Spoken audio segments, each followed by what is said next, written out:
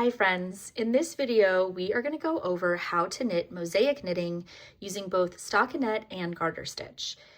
These are all mosaic charts from my Coast to Coast wrap, which this video is to accompany the Coast to Coast knit along, but it also just is a great demonstration of how to work mosaic knitting in general, so you don't have to be knitting this wrap to follow along, although we are going to be using this chart from the wrap to go over the technique.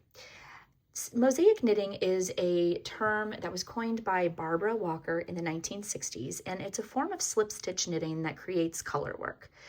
When you have two colors of knitting and you want to create a design with them, a lot of times you'll see what's called stranded knitting. And in that technique, you are carrying the unused color along the back of the work so that it's available for you to use when you need to knit a new stitch in that color. But with mosaic knitting and other slip stitch knitting techniques, you're only ever using one color at a time, and you are slipping the alternate color rather than carrying that alternate color all the way across the back of the work in order to knit that stitch.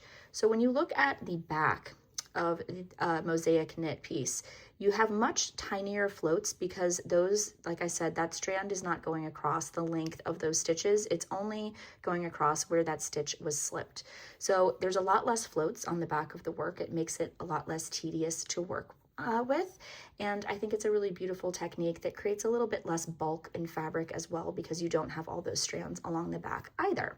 Plus, you're only ever knitting with one color at a time, so it makes it a lot less complicated and cumbersome to hold those two strands together like you would with regular stranded knitting.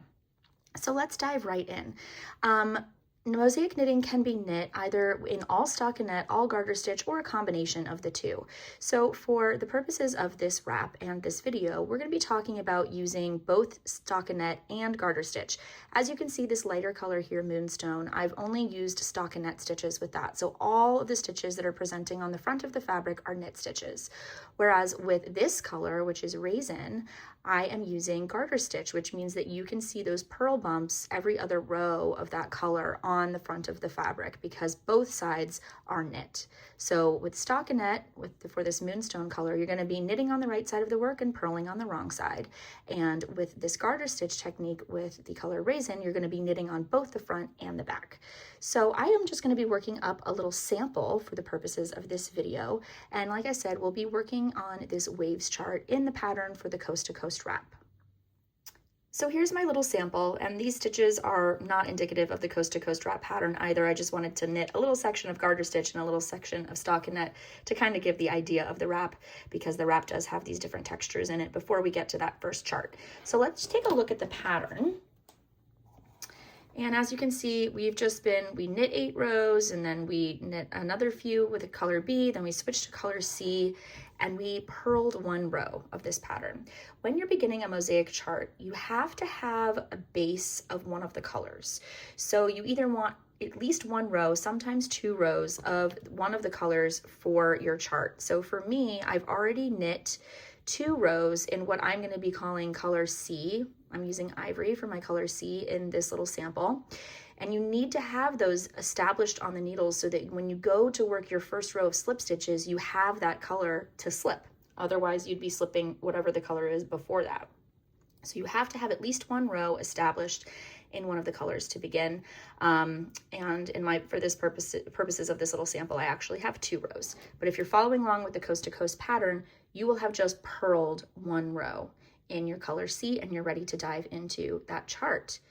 Okay, so here we have our chart, and as you can see, color C is indicated by this lighter color. These are all the stitches. You can see those are all in stockinette. There is no purl bumps on the front of the fabric, whereas with color D, you are getting those purl bumps every second row because you're going to be knitting both sides of the fabric, so the purl bumps present on the right side of the second row.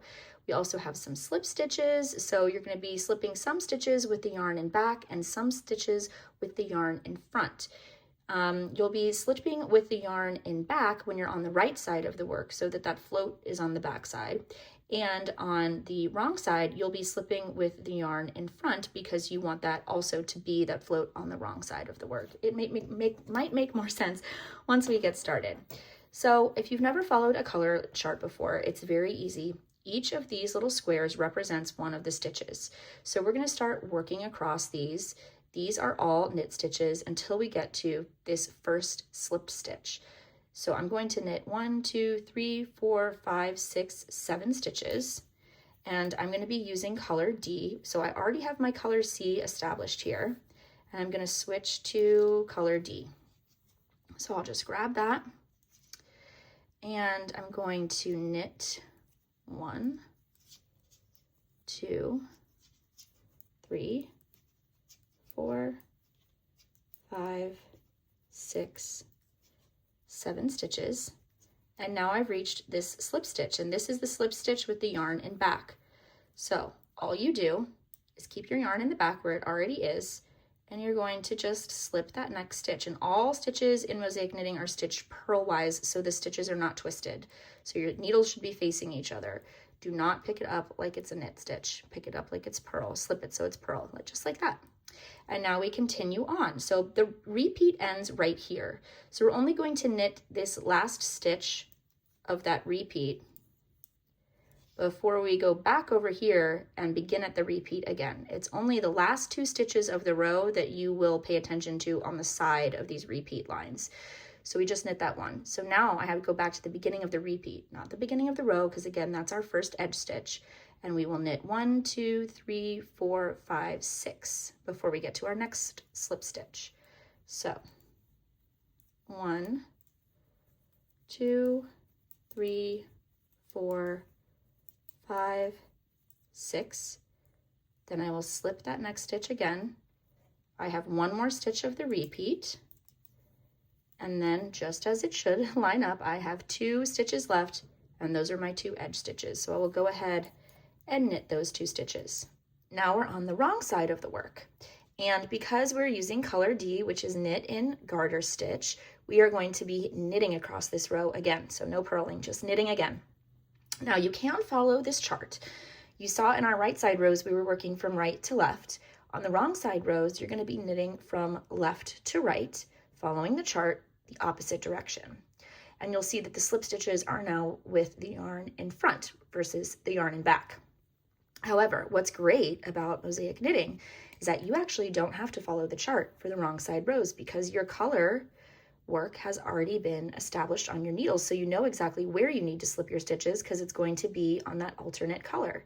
So our dominant color for the last row was this darker color, and our non-dominant color was the lighter color.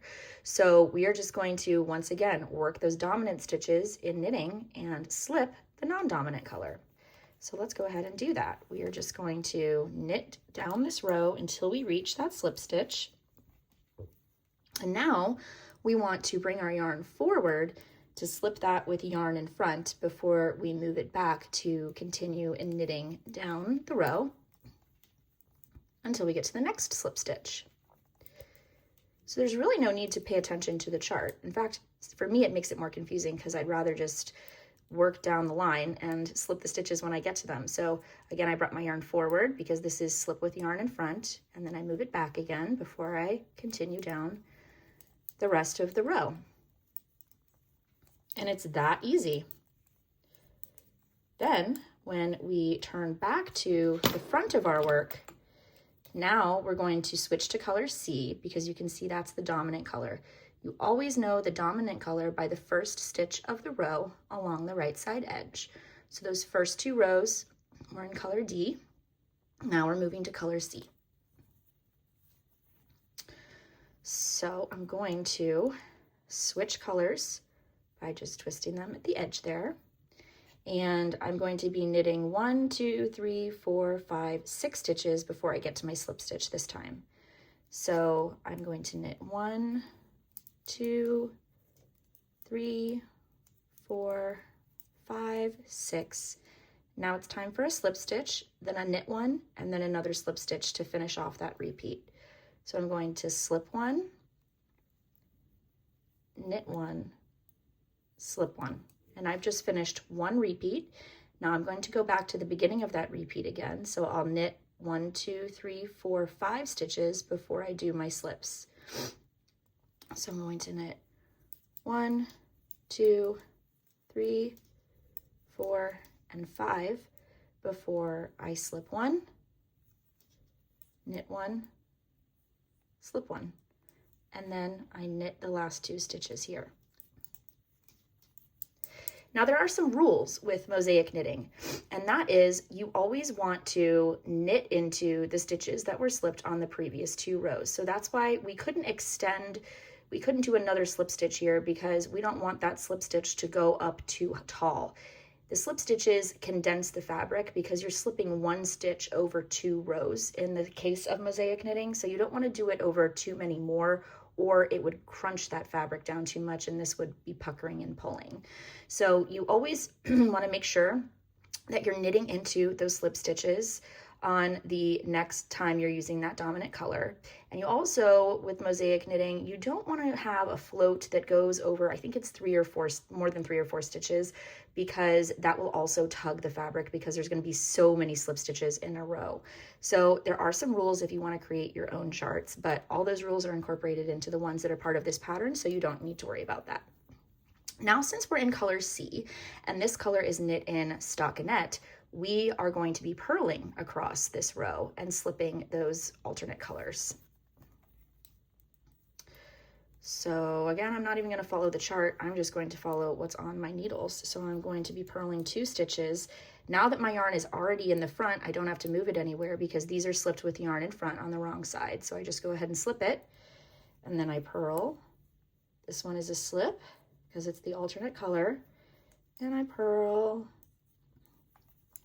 all the way to the next slip stitch. Slip. This is a purl, slip, and then I'm just going to be purling to the end of the row because they're all in this color.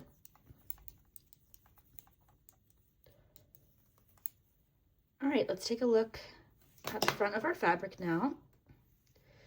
So you see that these color D is in garter stitch because you can see those purl bumps on the front of the fabric, and color C is in stockinette because we only have those knit stitches on the front of the fabric. And that's all there is to it with mosaic knitting. I'll go ahead and work the next 2 rows with you again so you can see the technique once more, but this is how you're going to be doing this all throughout the coast to coast wrap. And if you want to create your own charts, there's lots of resources available online that will help you with those rules that I mentioned to make sure that your floats are not too long and your slip stitches aren't puckering the fabric too much. You do want to give a little bit of slack when you are working those slip stitches, just to make sure that you're not going to be pulling your fabric. Since you're not actually creating a stitch, you could likely tug and tuck a little bit too much behind it with this other color. So let's go ahead and work these next 2 rows. For this chart, that's going to be rows 17 and 18. So with 17, we are moving back to color D. So I'm just going to change colors here again by just twisting at the edge here to carry the other one up. So for 17, we're going to knit 1, our edge stitch, and then the first stitch of the repeat is slipped, and then we knit 3. 1, 2, 3. We have a slip, knit, slip, knit, slip, knit, slip, knit. And then we're going to go back to the beginning of that repeat again. So that is going to be a slip followed by 3 knits. 1, 2, 3, followed by a slip, knit, slip, knit, slip, knit, slip, knit, ending with a slip, knit, slip, knit. And then we are on the back of a color D row. So for this chart, color D is garter stitch. So I'm just going to knit down the row again and slip these alternate colors when I get to them. And for this, since I'm knitting, I have to bring my yarn forward to slip that with yarn in front, move it back to knit the stitch, move it back to slip with yarn in front, move it back to knit, back to the front to slip, back to the back, knit these 3, back to the front to slip, to the back to knit, to the front to slip, back, knit, front, slip, back, knit 3, front, slip, back, knit. And so that is 2 more garter stitch rows with color D worked. And you can really see those stitches pop out. And I really like that about this technique with mosaic knitting because I think it really helps give texture to the color work as well. So it really helps that alternate color pop. Okay, so as you are working through the rest of the coast to coast wrap, if that's why you're here for this video, just pay attention to which color gets the stockinette and which color gets the garter stitch in each one. I was very intentional about which color I wanted to be in garter stitch so that it would pop out the way that I had envisioned. So you can go ahead and work through all 4 of your charts and go all the way to the end of your first panel, which you can't really tell, but it ends right here. These have been grafted together, these 2 sides. So you're gonna finish your 1 panel, you're gonna go and start your 2nd panel, and it's worked exactly the same as the first one. You should have all of the techniques and tools you need to complete both of those panels using this video for your mosaic knitting, and just simple knit and purl rows for all of the stuff that's in between them. And the next time we will meet for this knit along will be to learn how to graft those 2 pieces together using Kitchener stitch, how to pick up your stitches along the edges for your edging, and how to make your tassels for the ends. So we've got quite a few days before those next videos drop if you're working on the knit along, and I would love for you to tag me in your whips on social media. You can comment here. I really want to see all of the colors that everyone has chosen, and I would love to see how your projects are turning out. Don't forget also to join the Crew of Wands Facebook page if you need some additional technical support. I will be popping in to help, and there's also lots of other lovely community members in there who are willing to help as well. So happy knitting, and I'll see you in the next video.